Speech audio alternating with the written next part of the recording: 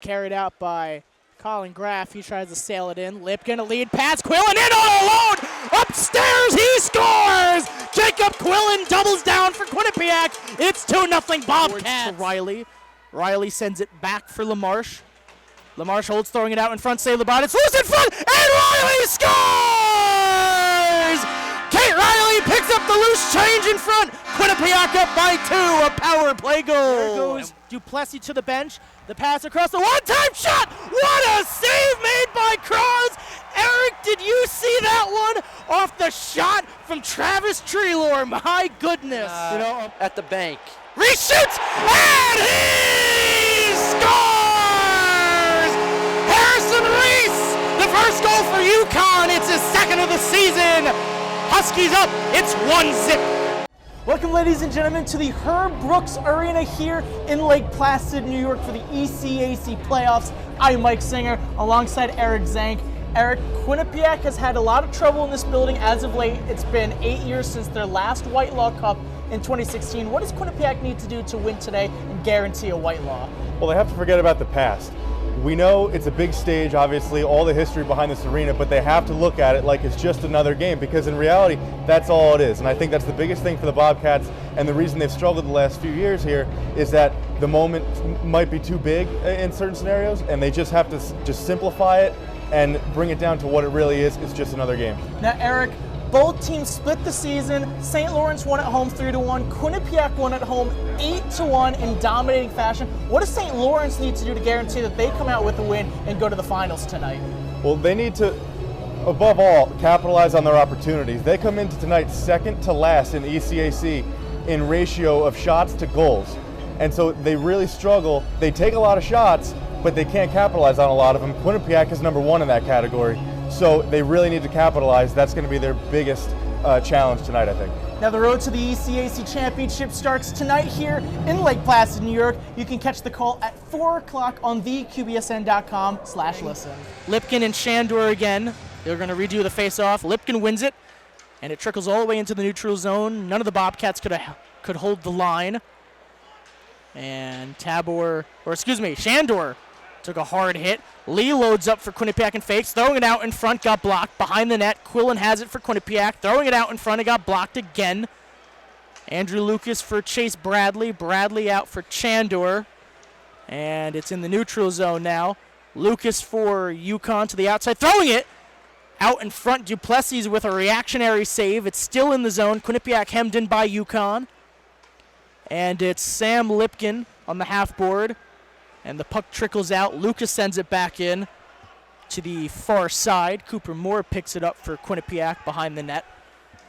And he's looking for someone to pass it to. It seems like ever since UConn got that first goal, they've really clogged the neutral zone. Quinnipiac has been doing a lot of dump and chase. How do they solve that congestion in the neutral zone? I think for Quinnipiac, they need to, as soon as they dump that puck in, they need to have 1, 2, 3 guys in hard on that forecheck, because they can turn the puck over from UConn, and it's okay to get that dump in, but it's what do you do after you get over that red line and dump the puck in deep?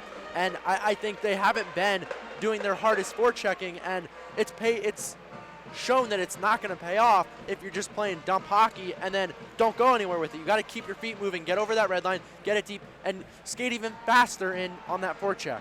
At the 16:44 mark of the second period, 1-0 UConn is your score. As Jake Martin hands it across for Rassinen. Touched by Cipollone and in deep. Puck comes around for Trineski in air, lost it. He slip off the boards and into the neutral zone. He slip sends it around. Duplessis comes out to play it, but he missed it as Cipollone hands it across for Trineski in air into the neutral zone. Spetz has the puck for UConn. And a one-touch by Jack Pascucci in the zone, and there's going to be a whistle. It got deflected by one of the UConn players on the bench. It's going to come all the way down to the UConn zone to Hydor's right. What do you want to see off this Quinnipiac faceoff? They've had a lot of them in the neutral zone so far in the second period. What do they have to do differently to try to find the shot and try to make Hador react? I think what they got to do is they got to be hard as soon as that puck is dropped. They got to win those mini battles. When you're talking about the faceoff, it's usually one-on-one on each side. How are they going to win that? Filion in front for Sorbonne. The shot, save made by Hydor. Throwing it out in front, save made by Hydor, and the rebound frozen And there's a Bobcat down on the ice. It looks like it's Filion. Some extracurriculars behind the UConn net, as these two teams certainly don't like each other. And the refs have to separate them. You said you wanted to see some hard playing, and you got it on that one. A lot of aggression out there. Yeah, a great job by Sorbonne there. He saw that Tucker got tied up, got right in there, took the puck, got it to the net. That's how Quinnipiac is going to be able to get these goals in the back of the net for them. They got to play that hard style of hockey, and right there they did. Didn't pay off for them, but eventually it'll go. Face off to Hydor's left. It's Marcellus and Ryan Tattle for UConn. Mason Marcellus looking to win this face-off. And he does for Treelor the shot, and there was a whistle right before the puck was dropped. And they're going to redo this one again. Face off to Hydor's left. I guess that's a good thing that Treelor shot didn't go in, because there would be some fans that would be very unpleased on the Quinnipiac side. There would be. This building is split in half between UConn fans and Quinnipiac fans. When one team cheers, the other one boos, and vice versa. As UConn is looking to extend their lead to 2, Quinnipiac looking to tie the game at 1. The foot race for McGee collecting the puck in his neutral zone, in the defensive zone for Quinnipiac. Treelor loses it in the neutral zone. UConn sends it back in. McGee around the boards for Pennington. Quinnipiac in their own zone. Tellier, the outlet pass for Treelor. Treelor back for Tellier. Tellier enters the zone. Tellier shoots! Stick save made by Hydor. And the rebound behind the net as UConn in transition. A 2-on-1 the other way. Out in front, it's Tattle! Great save made by Duplessis! Flashing the leg out and stoning Tattle. What a great save.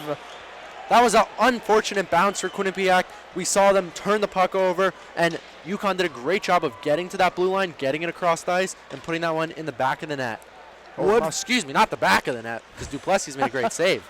The shot whistled wide from Wood, and it comes all the way out into the UConn zone. Hydor is there to play it, sends it around for number 15 for UConn. That's Thomas Messino. He can't get it out completely. Salomon pressured by Filion, comes around the net for Lucas, who skies it out into the neutral zone. Moore kicked it back and collects the puck and finds the stick of Quillen. Quillen for Lee. He's pressured. Off the boards and out. Quinnipiac finally clears. It's going to come all the way down. No icing on the play. Reese around for Spetz. Spetz a backhand pass all the way out, and it's going to come all the way down for and icing. Quinnipiac will take this icing to Hydor's right at the 14:29 mark of the second period.